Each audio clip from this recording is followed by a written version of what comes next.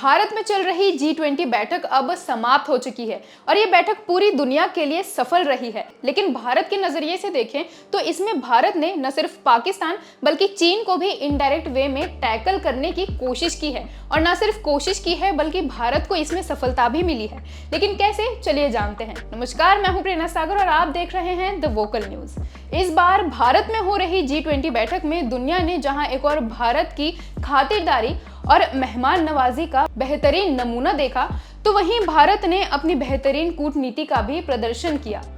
इसमें रूस का जिक्र किए बिना दिल्ली डिक्लेरेशन को पास कर लेना हो या अफ्रीकन यूनियन को G20 मेंबर बनाने में भूमिका निभाने में हो, सभी पहलुओं में भारत को बड़ी जीत हासिल हुई है। लेकिन दो मुद्दे ऐसे रहे जिससे पाकिस्तान और चीन को खासा परेशानी हुई होगी। चलिए जानते हैं कौन कौन से हैं ये मुद्दे। पहला, भारत, यूरोप, अमेरिका और सऊदी अरब के बीच बनेगा रेल लिंक प्रोजेक्ट।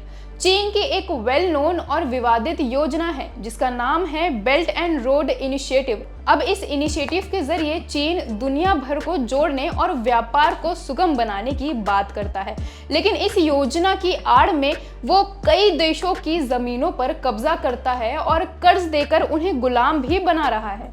अब चीन की इस योजना के जवाब में भारत, सऊदी अरब, अमेरिका और यूरोप एक साथ आ गए हैं। G20 बैठक के दौरान चारों देशों को जोड़ने वाले India, middle east, Europe economic corridor पर सहमति बनी है। इस परियोजना के तहत मिडिल ईस्ट में स्थित देशों को एक रेल नेटवर्क से जोड़ा जाएगा, जिसके बाद उन्हें भारत से एक शिपिंग रूट के थ्रू जोड़ा जाएगा और इसके बाद इस नेटवर्क को यूरोप से जोड़ा जाएगा। इस प्रोजेक्ट के इम्पोर्टेंस को आप इन बयानों से समझ सकते हैं। अमेरिकी राष्ट्रपति बाइडेन ने इसे मिडिल ईस्ट में समृद्धि लाने वाला समझौता करार दिया है। उन्होंने कहा है कि यह अपने आप में एक बड़ी डील है जो दो कॉन्टिनेंट्स के पोर्ट को जोड़ते हुए मिडिल ईस्ट में ज्यादा प्रोस्पेरिटी, स्टेबिलिटी और इंटीग्रिटी लेकर आएगी। वहीं यूरोपियन कमीशन की अध्यक्ष उर्सुला वॉन डेर लेयन ने कहा कि ये अब तक का सबसे सीधा रास्ता होगा जो व्यापार में तेजी लेकर आएगा। यहाँ एक और भारत, अमेरिका, यूरोप समेत कई देश इसे हिस्टोरिकल प्रोजेक्ट मान रहे हैं, तो वहीं चीन की ओर से जरूर समस्या हुई होगी।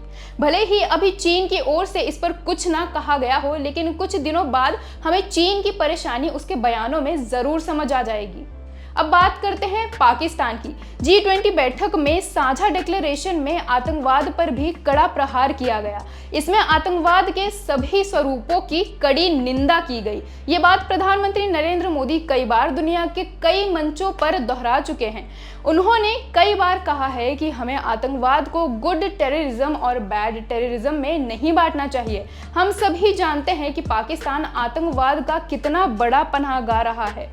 ओसामा से लेकर हाफिज सईद और दाऊद इब्राहिम जैसे दुनिया के कई मोस्ट वांटेड आतंकी पाकिस्तान में खुले में बहुत सुकून से अपनी जिंदगी बिताते हैं और वहां की सेवा और वहां की सरकार आतंकवाद को सबसे इज्जतदार पेशा और आतंकवादियों को सबसे इज्जतदार लोगों में गिनती है।